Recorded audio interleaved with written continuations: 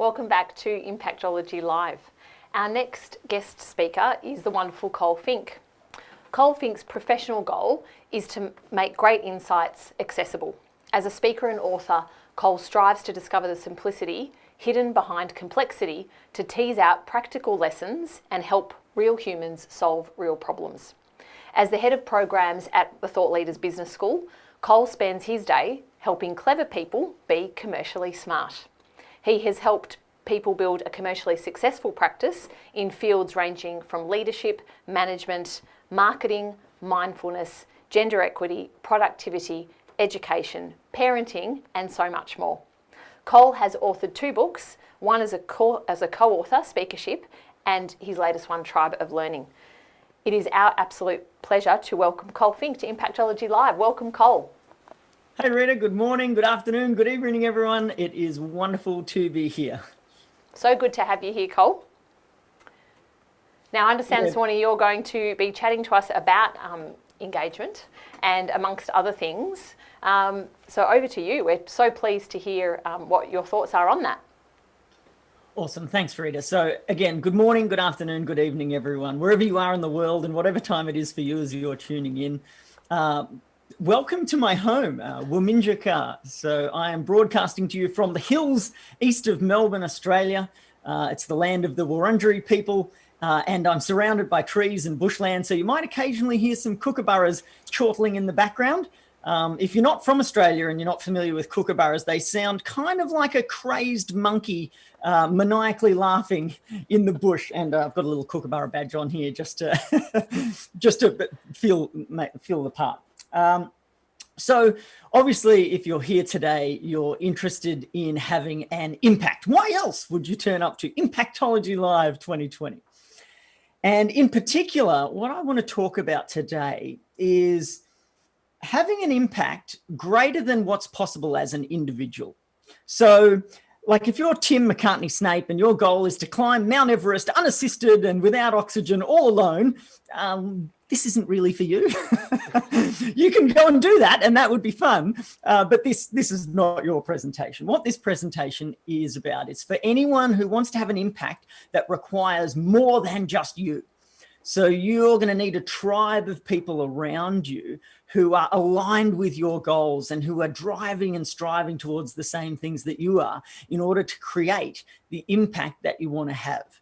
Now, I love the idea that humans are tribal creatures and that we've grown up and evolved to work in groups and to work in teams. And so I'm just deeply fascinated and engaged by the idea that we can work together in amazing groups to make amazing things happen. So if you think of who your tribe might be, right, the people who you want to enroll and engage to create the impact that you want to create, it might be your employees, right, if you're a business owner. It might be your team members if you're in leadership or management in an organization. It might be your clients if you're in sales or marketing, or you're in some way creating like a commercial tribe of people who are following you. It could be players in a team, a sporting team that you coach. It could be members of a congregation at a church you lead. Like there's all these different groups of people of various kinds that come together. And any of those groups might be your tribe, okay? And I think the thing that makes us a tribe, rather than just a kind of collection of people, the thing that makes us a tribe is that we are united by some like common goal, some common purpose, some common interest. Now, if we were in a room together at a normal conference back in 2019, I'd be now calling to the audience, hey, who's your tribe? But we're here online. And so what we might do instead is just drop it in the chat box. So if you're here on this presentation, you've learned a little bit about me, and I'd love to now learn a little bit about you. So in the chat box, just tell us who's your tribe. Are you working with, is your tribe your employees? Is it the staff that work for you? Is it the customers you're trying to engage? I'd love to learn a little bit about you. The way this text set up, I can't actually see the chat box, but I'm sure Rita will feed back any info as it comes in. So that'll be good. We certainly will. Things are coming through, Col. So we've got our teams, our working teams. We've got my tribe is my family. Oh, lovely. Love that. Friends, colleagues, Yeah, perfect. Wife, another family. Yeah, wonderful. So you've got a tribe, okay, a group of people who you want to kind of unite together. You want to enroll in a single common goal. And the second question I've got for you, and this one I think is the important one, and I'd love for you to take the time to put this in the chat box and so that we can kind of float the ideas to the surface. What is the impact that you would like to make? So with that tribe that you've just described, what is the impact that you would like to make together collectively? So are you trying to change the world in some way? Are you trying to change your community in some way? Are you trying to just change your family in some way? I love the idea that the best way to change the world is just by looking after the people around you. But I'd love to, anything coming back yet, Rita? Yeah. What is the impact that you'd like to make? We've got legacy, we've got collective purpose, connection, leading by example for children, fun. I love that. And love. Oh, love it. Awesome. Okay. So humans are tribal creatures, and we are incredible in our ability to make things happen when we cooperate. And when I think about impact, words are so interesting, aren't they? And have so many definitions. So the word impact in this context, I think means something much more expansive than the normal use of the word. So we could say that my elbow impacted the door of my car a few weeks ago, and it really hurt. But the true impact of that moment wasn't just the pain at the time. It was the fact that for weeks, and in fact, we're probably up to months now afterwards, there's this kind of lingering change to my life. Now, unfortunately, it's been a somewhat negative change. My elbow is really sore still, and it's limiting how I can do some things. But so when we talk about impact, I think we're not just talking about kind of a single moment or a single incident. When we talk about impact in this context, and certainly I hope we're talking about positive impacts, we're talking about creating lasting positive change that changes the world for the better. And I think if you're trying to create an impact that is lasting, positive change that makes the world a better place, people are the ultimate impact multiplier. Nothing could possibly amplify the amount of impact that a single person is able to have other than their ability to enroll and engage others in that same goal. And so this presentation, the next 20 minutes or so, is going to be all about how you enroll and engage others in order to create the impact that you want to have. It's difficult engagement, right? It's hard to attract the right people. It's hard to retain the right people. There's a scarcity of great people in the world to go on every particular project or join every particular organization. And it's hard to attract and retain the right people. But beyond that, though, it's not just having the right people there, is it? It's actually all about having those people do more than the bare minimum. So if you're a business owner or a team leader, you don't want your team just showing up for 38 hours a week and doing the punch card thing and doing the bare minimum and then checking out and going home. What you're seeking is people's discretionary energy. So I think of humans as balls of energy in a kind of metaphysical sense. And it's one thing to kind of show up and do the time, whether it's at work or at your soccer club or whatever your little tribe is. But what you want your tribers, your people, to do is to pour in their discretionary energy. So you want them thinking about this project when they're having a shower. You want them listening to podcasts about it when they're on the way home. You want their energy to be constantly funneling into this project that you've got running, whatever it might be, and the impact that you're hoping to collectively have. So what we're trying to do here is get people to kind of play along, right? Join in, enroll, engage. And I think there are a few ways you can get people to do what you want. So the first is just ask them. So this is kind of charity, really, right? So you can just ask them, oh, excuse me, could you pick up my kids from school? You can ask for favors, right? And this is a way that people in tribes often help each other out. And in the short term, I think we do favors for each other because they help us feel good. Feels good to do a good thing for another person. And in the long term, relationships flourish when those favors are kind of reciprocal. So the charity goes back and forth.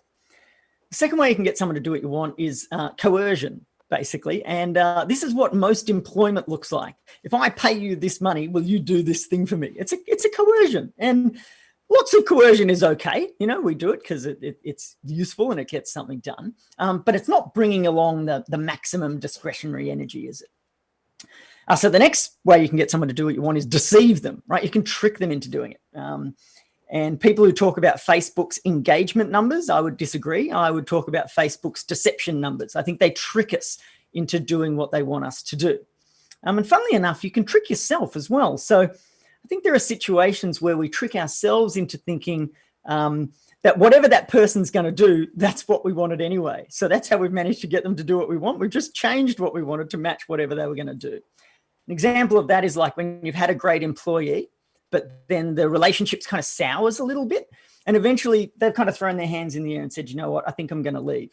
And we deceive ourselves. We say, oh, yep, that's probably for the best, right? We actually change what we want to match whatever it is they're going to do so that we feel better about the situation. But if you actually look deep into that relationship and see what you really want, do you really want to lose that person? I think often you don't. Really what you would have wanted was for the relationship to stay in a really vibrant, productive place where you're both continually pushing towards the goal that you wanted to have. So you can get someone to do what you want with charity, asking for help, with coercion, paying them, by deception, tricking them or tricking yourself, or, and this is my favorite, and I think what we've got to strive for, you can get someone to do what you want through engagement. And there's lots of different ways you could define the word engagement. And one is that you align so that your goals and their goals are the same goals. So just like the word impact could have lots of definitions, I reckon the word engagement could have lots of definitions, but a really, really useful one is that you align yourselves, your group, your tribe, so that everybody's individual goals align with each other and become a single kind of collective group goal.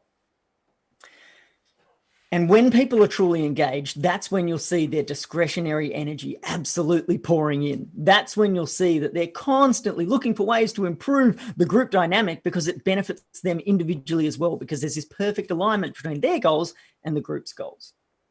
And engagement's been a focus of mine, a field of study, both in a kind of academic sense and in a very practical and applied sense for over a decade. One thing I've noticed that's common through almost all kinds of engagement is that there's two elements that consistently put people in a fully engaged state. And those two elements are learning. So when we're fully engaged, we are learning something new. We're learning how to do new things. We're learning new ideas, new strategies. We're learning something new, and we are growing as a person. And I think that if you kind of take this invisible Venn diagram in front of me, we take learning and growing. In the overlap between learning and growth is where you will find engagement. So if you want to deeply engage a tribe of people around a common idea, I reckon we need to find ways to ensure they are constantly learning and constantly growing. So, when we talk about learning, the first thing we typically talk about is the learning curve. And so anytime you kind of onboard a new person at work or introduce someone to your soccer club or whatever it is, we all talk about the learning curve that occurs when someone first joins up. So the learning curve, I reckon, looks something like this. And now, to be honest, I don't think this is science. This is anecdata. So this is just my observations as the world as I've seen it happen. But if we talk about kind of progress over time, I reckon the learning curve typically looks something like this.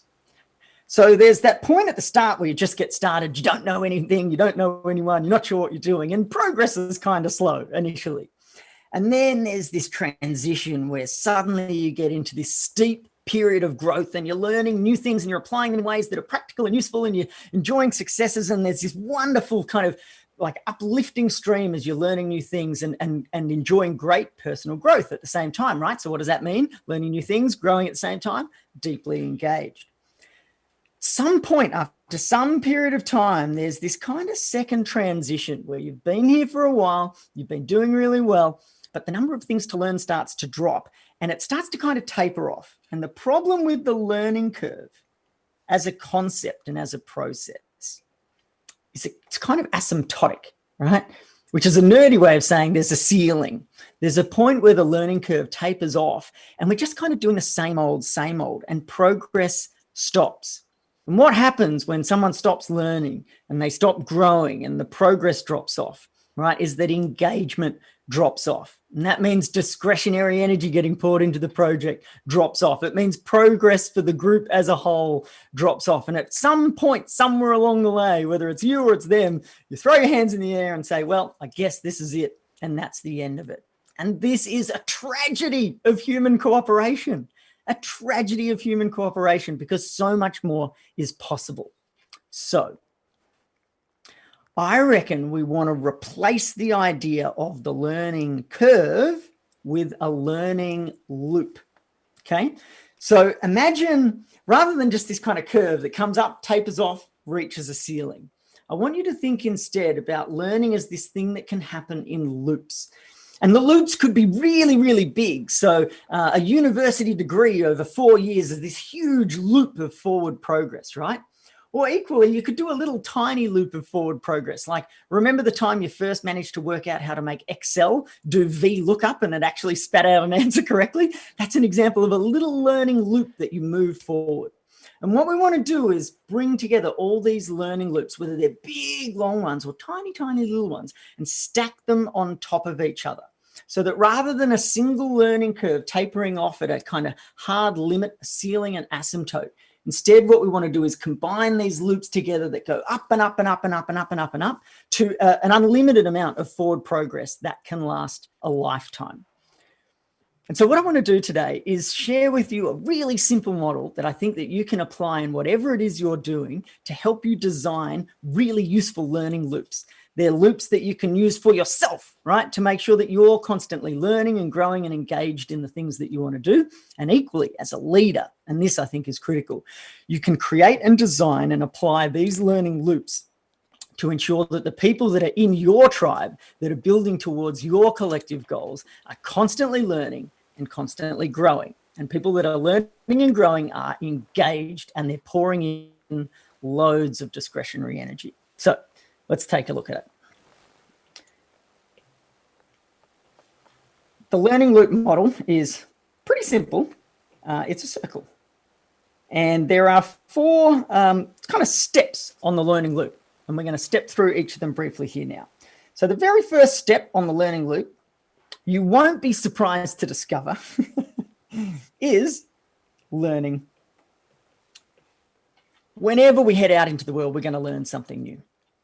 And you can think of the learning as both a very kind of explicit thing. So if someone's onboarded into your company, you might show them how to use the internal communications network. If someone joins your church, you might show them that, you know, when we turn up and when we go to mass, and when, like, there's this period of learning which is kind of explicit.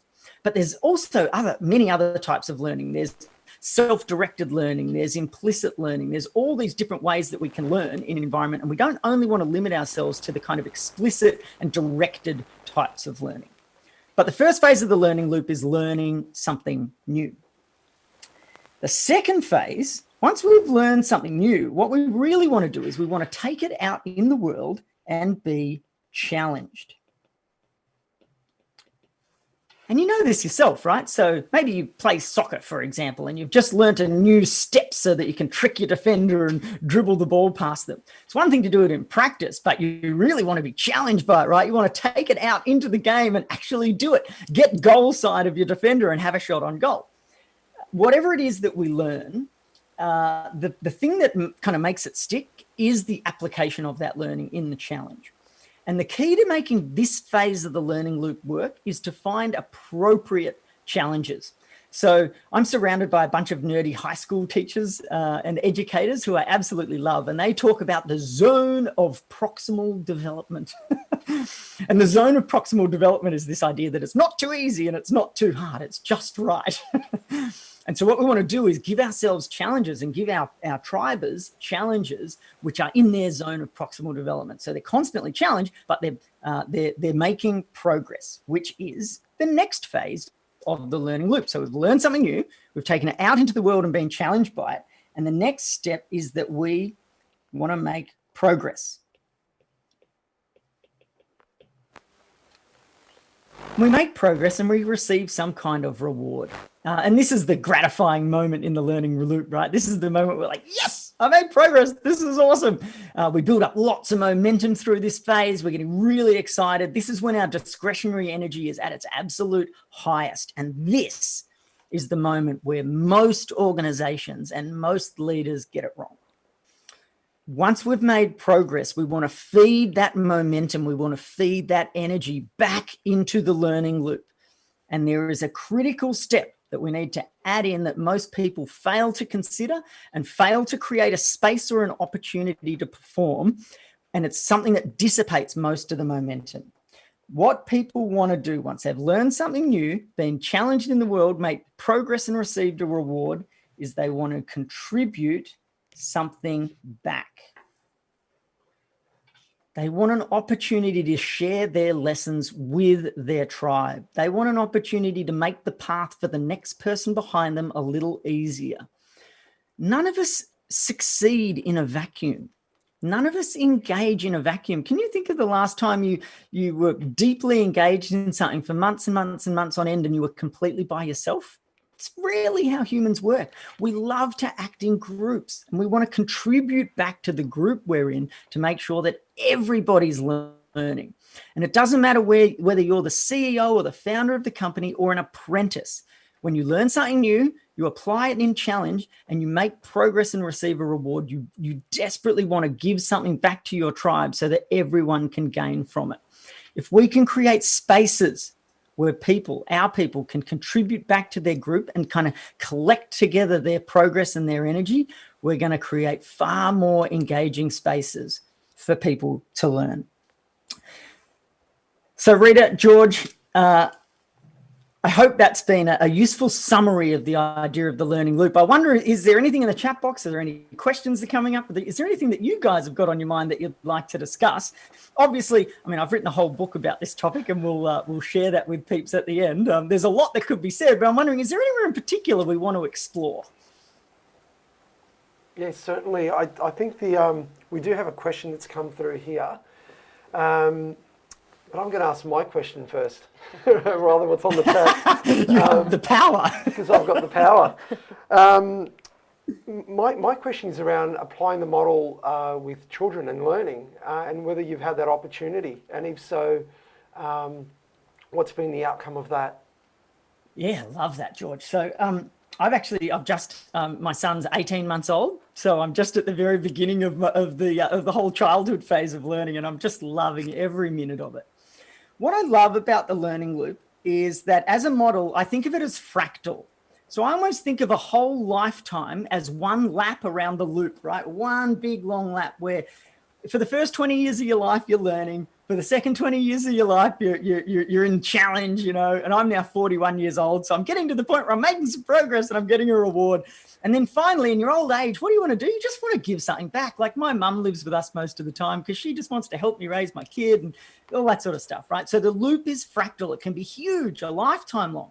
It can be a career long. You know, look, I'm on my third career at this point. Each one's been about 10 years long, and I think about each of them as one cycle of a big long loop. I learned something new, I was challenged, I made progress, got a reward, and then I contributed something back to that community, and then I went to a new career. And so the loop can get as small as you like, and it can even come down to something as small as a single day or just an hour. I'm going to learn something new, have a little challenge, make progress, and then contribute something back. And so certainly where kids are concerned, what I reckon is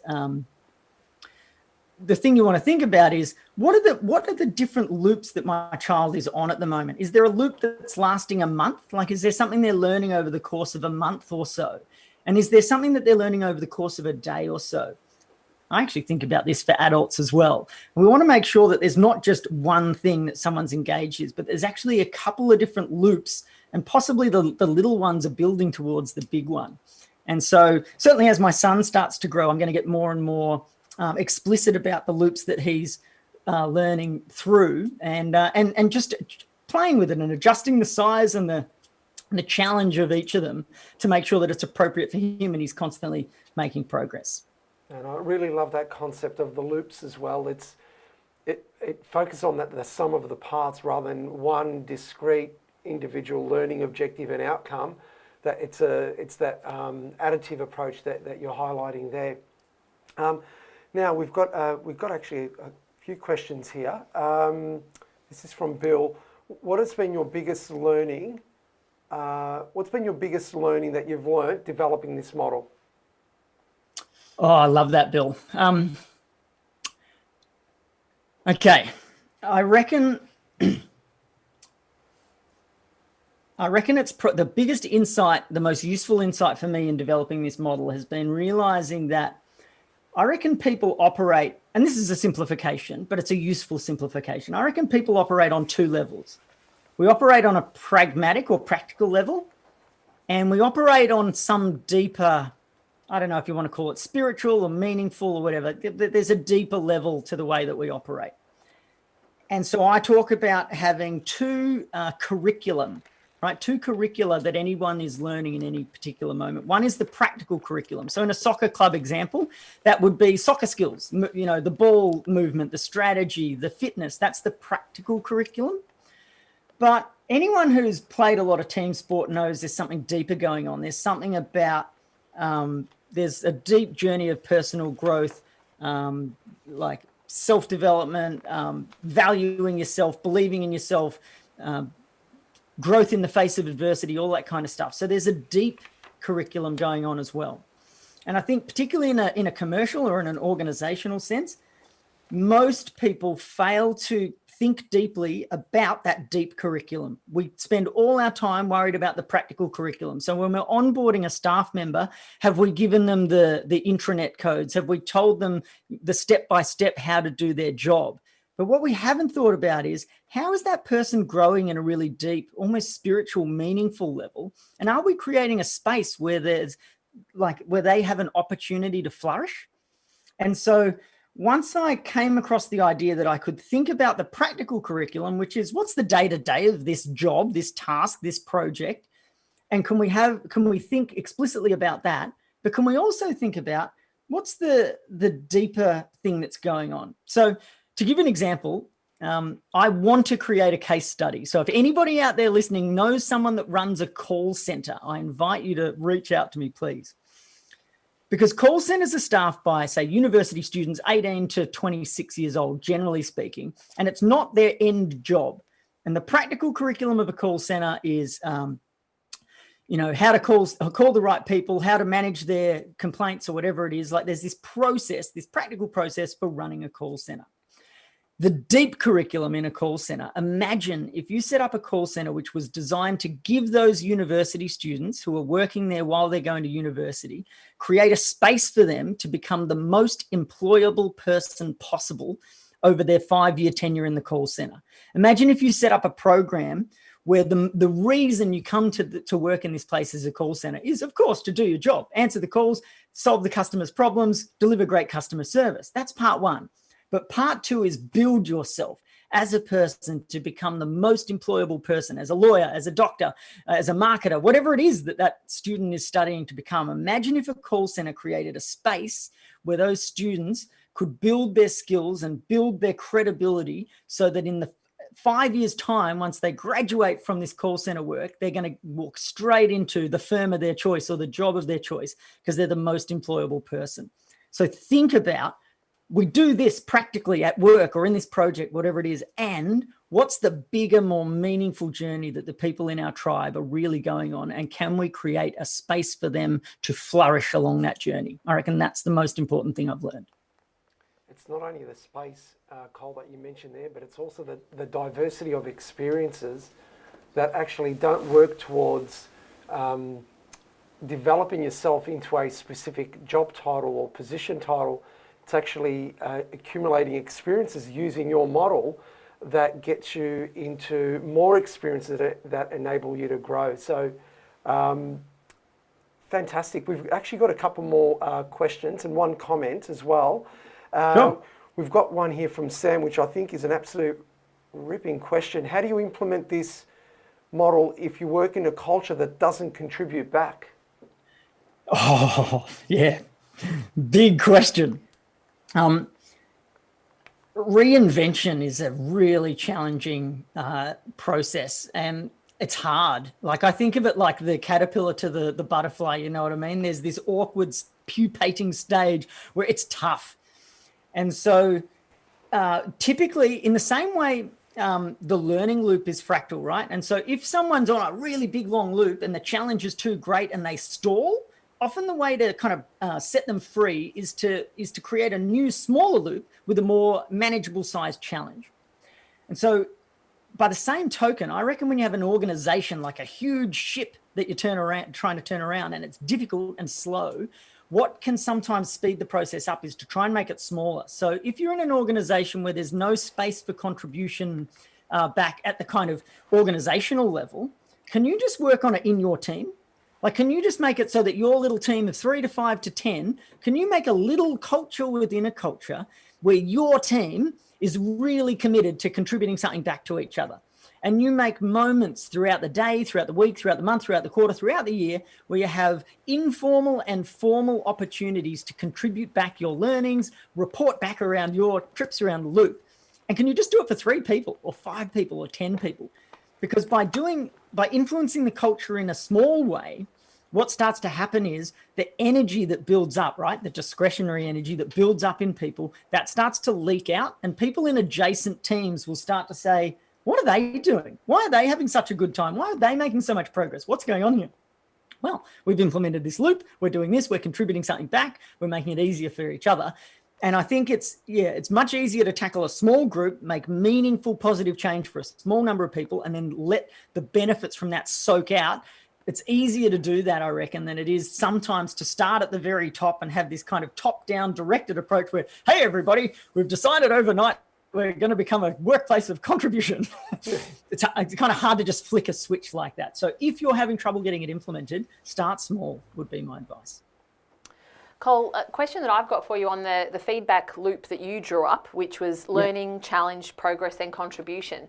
As an individual, because I loved the metaphor that you had around learning loops, and as that we learn something new, we get to implement what we've learned and then contribute back. What advice do you have for people that, because as you shared your experience of 3 different careers across 3 different decades, when you get to that spot where you finish contribution, you start learning, it does take vulnerability, it takes authenticity. It's about breaking down what we thought we knew to let in the new. What's your advice and what's your experience around that particular phase? Just getting people to dial up their vulnerability, particularly as we get a little bit more experienced, shall I say, in our careers.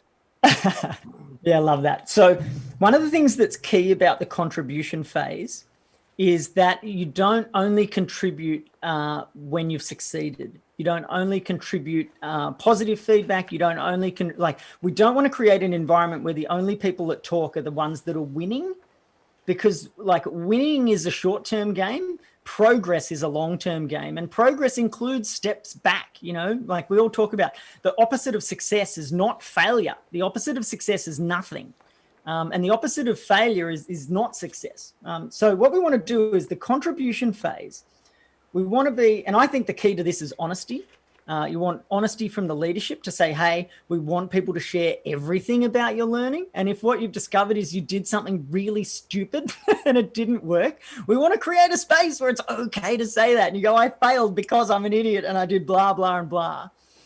And the ability, one of the things that prevents us from continuing to go back in the learning phase is the break between making progress and going back into learning. We need that contribution to kind of let go the floodgates of everything that's pent up inside us over that little kind of project, that little loop. We want to let that all out, and then we're ready for new. I think of learning as like tipping new information into your brain. You've got to make space for it. You've got to tip other stuff out. So the contribution phase is where vulnerability is key. Because what we want is honest contribution that includes the good and the bad. And so obviously, if you're going to encourage people to be vulnerable, then you all have to commit collectively to be supportive. And so that the first person who has to get up and say, oh, it didn't go that well, I made a mistake, or this happened, or whatever. It's got to be a space that really invites that in and nurtures them and supports them through that contribution. Because if they're able to tip that information out, they're then able to move into the next phase of the learning loop, choose something new and tackle a new challenge. So it's all about being supportive and nurturing when people are sharing their honest assessment of how things have gone. Couldn't agree more, Col, and it's having that support, that supporting environment, the tribe, to use your term, that is there to catch you just as you're moving into that new learning loop.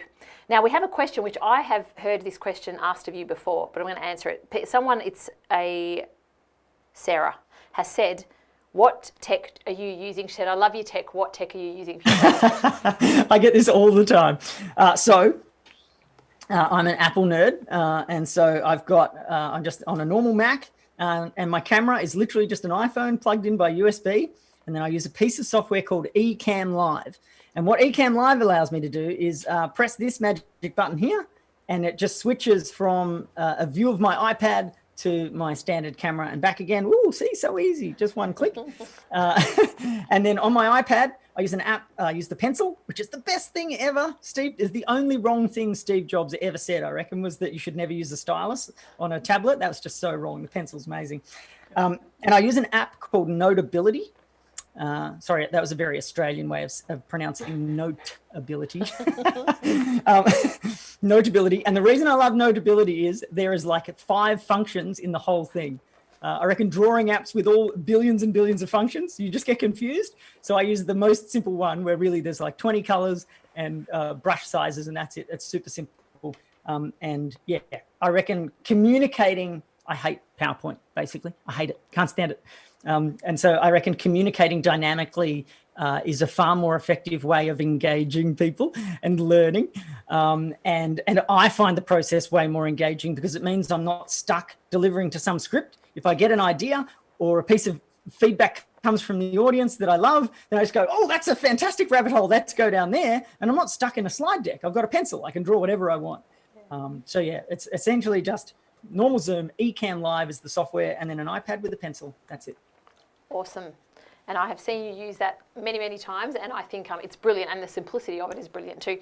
Now, Col, we finish all of our presentation, keynotes, sessions with 2 questions. Well, actually 1 question and a game. We keep getting that wrong, don't we? It's 1 question and a game. So, Col, if I'm ready. let's wind back to your 18-year-old self. You're on a video call with your 18-year-old self. What advice do you have? 18-year-old self. I'm going to preface my answer by saying I read an article the other day that said being interviewed is like therapy, but the opposite. Rather than exploring yourself in a way that repairs you, you're exploring yourself. Anyway. Very publicly. If ever you notice that someone who gets interviewed all the time is turning into a bit of an idiot, that's why. What advice would I give my 18-year-old self? Okay, this is a weird one. So when I was 18, so I'm fairly short. I'm only like 170 centimeters, which for a guy is not very tall. And I had a bit of like angry little man syndrome going on. I was a bit angry as an 18-year-old.